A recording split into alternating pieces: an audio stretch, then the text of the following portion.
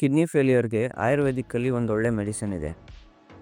2 kidney ಒಂದೇ ಸರಿ fail ಆದರೆ ಅಲೋಪ್ಯಾಥಿಕ್ ಡಾಕ್ಟರ್ ಕೈ ಎತ್ಬಿಡ್ತಾರೆ. ಒಂದು ಕಿಡ್ನಿ ಟ್ರಾನ್ಸ್ಪ್ಲಾಂಟ್ ಮಾಡಬೇಕು, ಇಲ್ಲ ಅಂದರೆ ನಮ್ಮ ಕೈಲಿ ಏನೂ ಇಲ್ಲ.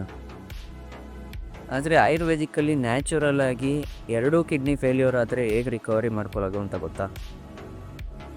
ಸಿಂಪಲ್ಲು, ಜಾಸ್ತಿ ಏನಿಲ್ಲ. ಅರಳಿ ಮರದ ಎಲೆ ಇದೆಯಲ್ಲ, ಅದರ ರಸ ಮತ್ತು ಬೇವಿನ ಎಲೆ ರಸ.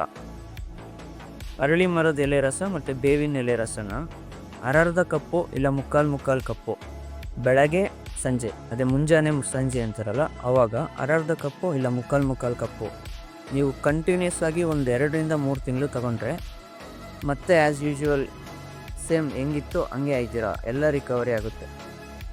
ಇವಾಗ ಹೇಳಿ, ಅರಳಿ ಮರದ ಎಲೆ ಎಲ್ಲಿ ಸಿಗಲ್ಲ, ಬೇವಿನ ಎಲೆ ಎಲ್ಲಿ ಸಿಗಲ್ಲ? ನ್ಯಾಚುರಲಿ ಕಿಡ್ನಿ ಫೇಲ್ಯೂರೇ ಸರಿ ಮಾಡ್ಬೋದು ಅಂದರೆ ಇನ್ನೂ ನಮ್ಮ ಜನಗಳಿಗೆ ಗೊತ್ತಿಲ್ಲ.